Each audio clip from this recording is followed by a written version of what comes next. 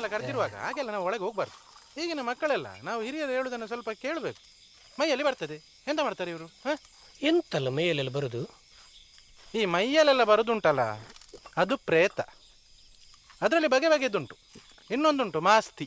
ಮಾಸ್ತಿ ಅಂದ್ರೆ ಎಂತ? ಮಾಸ್ತಿ ಅಂತ ಹೇಳಿದರೆ ಅದೊಂದು ಹೆಂಗಸಿನ ರೂಪದಲ್ಲಿ ಇರ್ತದೆ. ಬಿಳಿ ಕೂದಲು, ಉದ್ದ ಸೀರೆ. ರವೇನ, ನೀ ಉದ್ದ ಕೂದಲು ಬಿಳಿ ಸೀರೆ ಅಂತ ಹೇಳ್ತಾ ಇದ್ರಿ? ಚೇಂಜ್ ಆಗ್ತಿರ್ತದೆ. ಅದು ಬೀಡಿಯೆಲ್ಲ ಕೇಳ್ತಾ ಅಲ್ಲ? ಬೀಡಿಗೆ ಹೇಳ್ತದೆ. ರವಣ ಹೇಳಿದಲ್ಲ, ಬೀಡಿಗೆ ಹೇಳ್ತದೆ. ಕೊಡುವ ಕೈ ಹೊಟ್ಟೆ. ಹೊಟ್ಟೆ ಹೊಟ್ಟೆ. ಹಾಂ, ಹೊಟ್ಟೆ ಅಲ್ಲ, ಗ್ಲಾಸ್ ಹೊಟ್ಟೆ. ಹಾಂ, ಇದಾ?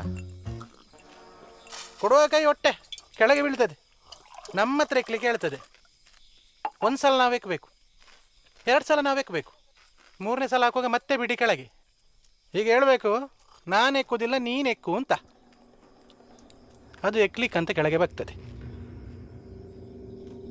ರಪ್ಪಂತ ಕೂದಲಿಡ್ದು ಗಟ್ಟಿ ಎಳಿಬೇಕು. ಹೆದರಬಾರ್ದು, ಬಿಡಬಾರ್ದು. ಹೆದರಿದ್ರೆ ಹೋಯ್ತು. ರವೇನ, ಎಲ್ಲೆಲ್ಲಿ ಕರ್ಕೊಂಡು ಹೋಗ್ತದೆ? ಸಮುದ್ರದ ಮಧ್ಯಕ್ಕೆ ಕರ್ಕೊಂಡು ಹೋಗ್ತದೆ. ಹೆದರಿದ್ರೆ ಹೋಯ್ತು. ಸ್ಮಶಾನ ಕೇಳ್ಕೊಂಡು ಹೋಗ್ತದೆ. ಗರ್ಗಂಡ ಕತ್ತಲೆ. ಹೆದರಿದ್ರೆ ಹೋಯ್ತು.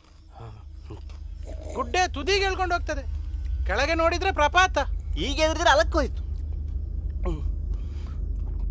ಆಗ ನನ್ನನ್ನು ಬಿಡಿ, ನನ್ನನ್ನು ಬಿಡಿ ಅಂತ ಕಿರಿಸ್ತದೆ. ಕಣ್ಣೆಲ್ಲ ಕೆಂಪು ಕೆಂಪಾಗಿ ಕೊನೆಗೆ ನಮ್ಮನ್ನು ನೋಡಿ